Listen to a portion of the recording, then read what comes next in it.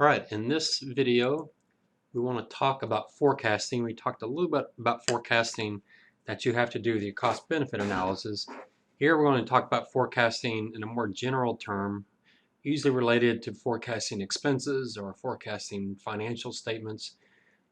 At the firm I worked at, they did a 7-year forecast. They'd go out 7 years, mainly because in 1993, the CEO said he wanted to do a forecast of the year 2000. And so we went from doing 5 years to 7 years. I've heard of firms doing 50-year forecasts, which don't make a whole lot of sense. I was just reading The Economist.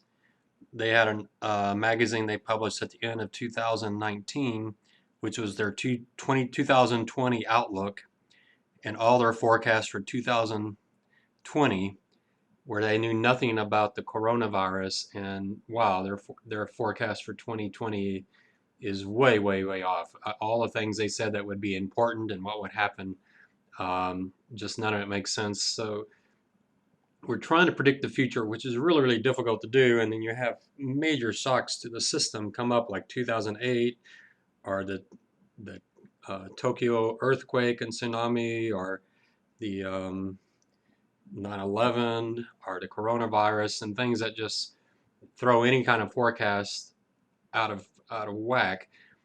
But we still have to do forecasts. Accountants and financial analysts and finance majors do forecasts all the time. If you are an accountant or a finance major, you really need to take a class on modeling or on forecasting. I do teach a class as part of the investment society where we sat down and did a forecast of Facebook, and that was a very detailed exercise we did over the entire semester. So there are ways to get skills to get better at it. Most forecasts that are done in finance and accounting are deterministic forecasts. And what that means is, and I'm on page 34 of our class notes, a deterministic forecast is just a one scenario forecast into the future, given certain assumptions about inflation, the economy, the demographics of our market, what competition is going to do, those type of things. And what most people say on the purpose of a forecast is to provide information or to facilitate decision making. I don't agree with that. I actually, in all the years I worked with forecasts, I never have seen the management of a firm make a decision based on the forecast. Usually the decisions are already made, and the forecast is just a way of trying to capture that. So in my view, a bigger purpose of forecasting is risk management, which is exactly what you're doing in your cost-benefit analysis by running a base case, a best case, and a worst case. I actually think forecasting is of no value unless you run scenarios. Look at the extremes and try to get a sense of what the downside looks like and what the upside looks like. I think that's the main purpose of forecast. So if you're doing a forecast where it's just a deterministic one scenario forecast, I think you should question what the value of that is, if it actually adds any value. I really can't say it. I probably spent 10 years doing forecasts at my firm, working with those departments, and I'm not sure we were adding any value. But forecasts can be short-term or long-term, and forecasts can be bottom-up or top-down. A bottom-up forecast, you have each low-level department forecast their particular department. You add them all up to get the entire firm. Supposedly this will be more accurate because you're going more detailed. Not sure that's the case. A top-down forecast is one that comes from senior management. They say what they want, and then you build the forecast for each department from that high level. The way it worked where I was, we would do a bottom-up forecast. We get a detailed forecast at the company level, take it to the CEO. He would say, no, that's not right, try again. And finally, we just ask what he thought the right answer was. He'd give us that, and we'd go back and match. It was a really cumbersome, redundant process that I'm not sure added much value. Bottom forecasts are more accurate. Top-down tend to be closer to what management's looking for. They may be unrealistic if management's stretch goals are too much, but it's definitely a huge challenge for firms. So facilitate decision making. I'm not in that camp that believes that firms actually use a forecast to say, hey, wow, let's look at this decision, see how it plays out, and see whether we should do this or not. Especially if it's a one scenario forecast. I really think the key is to facilitate risk management. What would happen to our firm if we went into a recession? What would happen if oil prices fell to $30? What happens if interest rates jump up to 6 or 7%? We call those, you can see it here in the notes, very, very important. They're called stress tests. Stress tests are quite popular, especially with banks and insurance companies. Where I worked at UTSA, we would do what we call the probable maximum loss, which was an extreme hurricane or earthquake, and run that through our business and see how extreme that was and if we could survive it. So I really like this aspect of forecasting, where you ask questions about what if this happens, what if this happens. A lot of firms that do the 1-point deterministic forecast, they'll forecast out 10 years, and then you ask anyone in that team, what do you think the chances are of a recession next 10 years? And they say, oh, there absolutely will be a recession. And then you ask them, well, did you build a recession into your forecast? And the answer was, well, no, because we don't know what year it's going to happen in. Well, if you think a recession is going to happen in the next 10 years, you should pick one year somewhere in there and make a recession part of that. You can make the next year a recovery, but if the forecast is really going to help you understand your business, then you need to throw against it whatever you think is going to happen in the future, and including some extreme events, some really upside and downside scenarios. A good forecast will have these components. It should have your economic assumptions clearly defined. That's something I worked very hard with at UTSA, to make sure the entire company is using the same set of assumptions for inflation, interest rates, employment, the capital markets, that we didn't have inconsistent forecasts coming from different companies and different departments. These economic assumptions, you can actually purchase these from outside parties that will actually give you not just a forecast of interest rates, but will actually give you 200 or 300 forecasts of interest rates. So you can run multiple scenarios of capital markets. What is the stock market going to do? What is real estate going to do? Once you get that, then you build the most important part of your forecast by far, and that is the sales forecast. You got to get the sales forecast. That's where most of your time and energy needs to be, because if your sales forecast is not good, then your forecast will not be good. How does that look with the economic outlook? What is your product life cycle? What are the demographics of your target customer base? What are your marketing plans? What price changes are you going to do versus what your competitors are going to do? How elastic is the demand for your product? If you raise your prices, will your customers stay with you? What's the brand loyalty of your product? We did this a lot at UTSA, asking questions about I worked with a life insurance company whose products are very sensitive to interest rates. So we'd ask, how many customers would we lose if interest rates shot up dramatically? And that had to be as an assumption in our forecast. And boy, there was a lot of debate and a lot of disagreement on that. What's your current market share? What market share do you expect to get? And a question I always like to ask, and that you should always ask, when management says we're going to increase our market share, that means, we used to be 5% of the market, but in the next few years we want to be 8% of the market. The question that you should ask is, well, which competitor are we going to get market share from? Because if we start stealing market share from a competitor, they're going to notice that, and they will start reacting. And so how do we think we're going to get this extra market share without our competitors reacting? I already talked about this book, this writer, Clayton Christensen. This is one of his books. There's other books out there that I mentioned in class. I would read just about anything he's written. He's a very good writer. And disruptive innovations is really important when you're forecasting.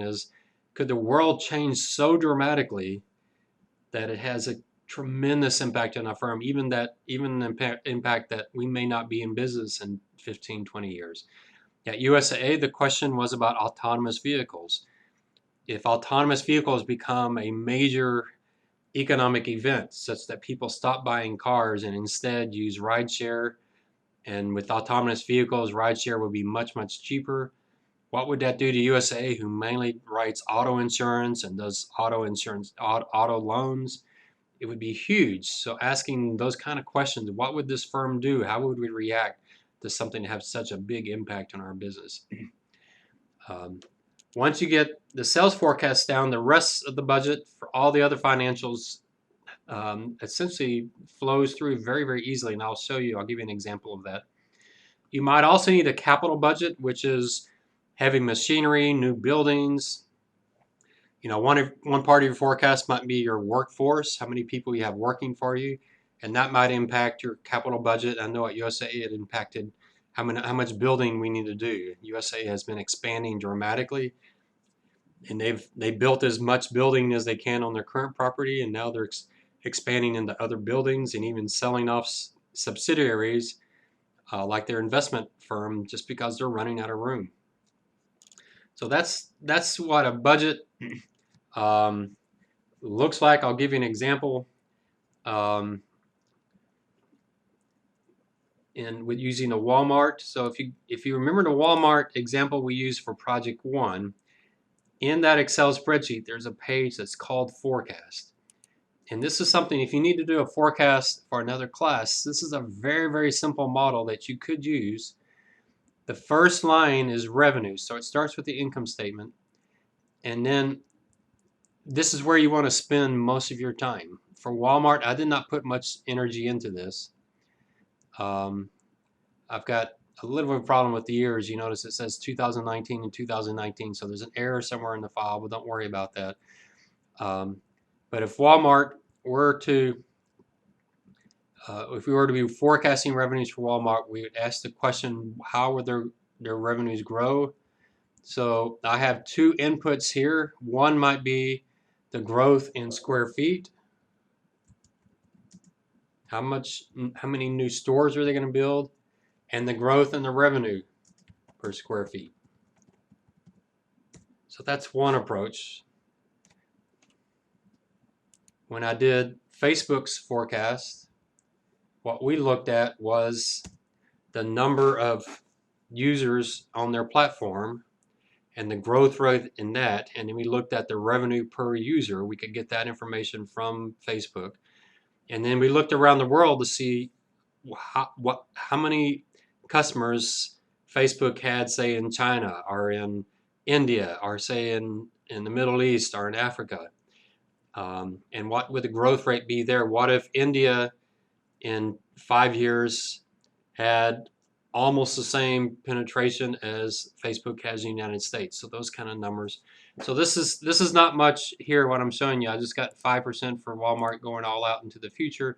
I don't know if that's a good assumption or not, but if I use that assumption, then everything else flows from that. And what you'll notice, anything in green is what you have to forecast. And if you look down the page, there aren't that many things you have to actually forecast. So cost of goods sold, we just did that as a percent, what the gross margin ratio is. Gross margin is your revenue minus your cost of goods sold, and that number divided by your revenue, so that's your gross margin ratio. We just looked at historically what it's been, and we forecast that out. We had it declining over time because it has been declining, and so that gave us our cost of goods sold and our gross margin. Operating expenses, we did those as a percentage of revenue as well, just looking at history. Miscellaneous items, they were very small and sometimes positive, sometimes negative, so we just forecast those at zero. Their cost of debt, we look back historically what it's been, and then just looking at what interest rates are today, much lower. I would probably lower these numbers going forward.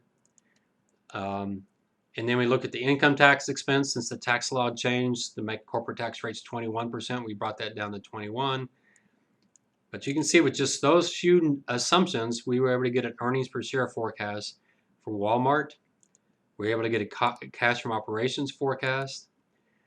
And then we came into the balance sheet. I might have to, in a future class, if we were together, I might show you this. It's a little complicated to do this on the internet, but essentially what I'm doing here, a big challenge with forecasting the balance sheet is you'll usually get circular formulas. because you need revenue to forecast the balance sheet, but you need the balance sheet to forecast certain things on the income statement. And so you need one to forecast the other, and you need the other to forecast the first, and so you get circular formulas. I came up with a trick to avoid circular formulas. It's all in this formula in V59. If you want to look at it and try to figure out what I did, it's not that complex, but it is a little tricky. It's a strategy I've used in some of the consulting jobs I've done that gives very good forecasts and simplifies it, but I won't go into that on the video. It's just too much. But the balance sheet items, some of them like accounts receivable, pretty straightforward. I just make that a forecast as a percentage of revenue, looking at the historical. Inventory, I do inventory as percentage of cost of goods sold, looking at the history.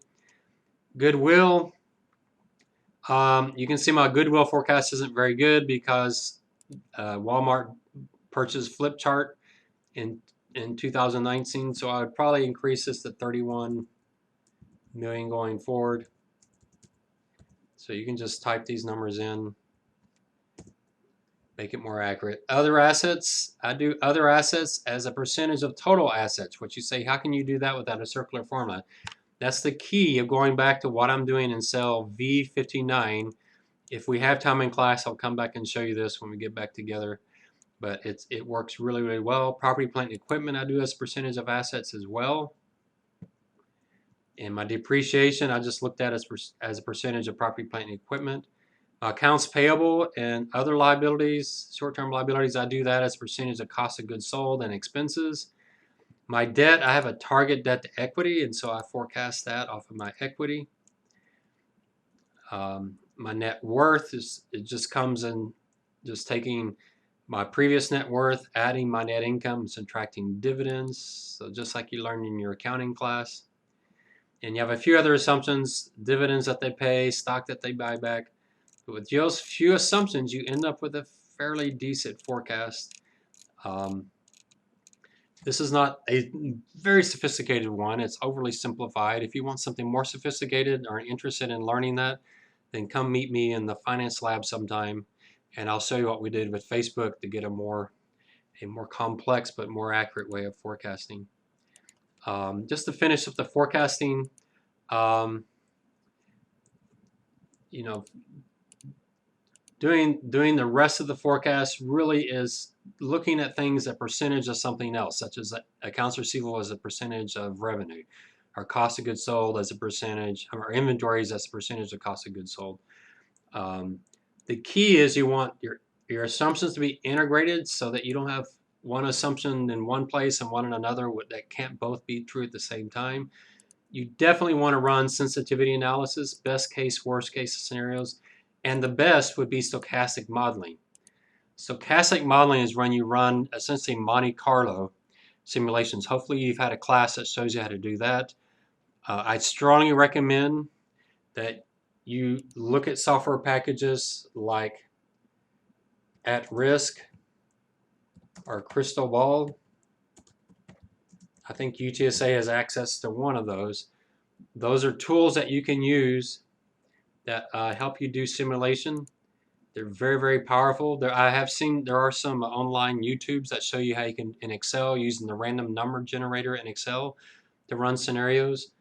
But running several hundred scenarios versus just running a best case, worst case, and base case, running several hundred scenarios and looking at essentially the distribution of your firm's future, a forecast that's mini forecasts that you can actually look at high case, low case, and get a good sense of what's going on with the firm. Those are really powerful. Strongly recommend that you get some exposure to that. UTSA does have a modeling class, and they would definitely talk about that as well. Our UTSA does have stochastic classes, mainly for advanced math students and actuaries, but it'd be really powerful to your career to learn something like that. All right, so we'll stop here. This is the end of class 15, and so that should give you a good sense of cost-benefit analysis and forecasting. And we'll start in with our next section, talking about weighted average cost of capital, which is a really, really critical topic.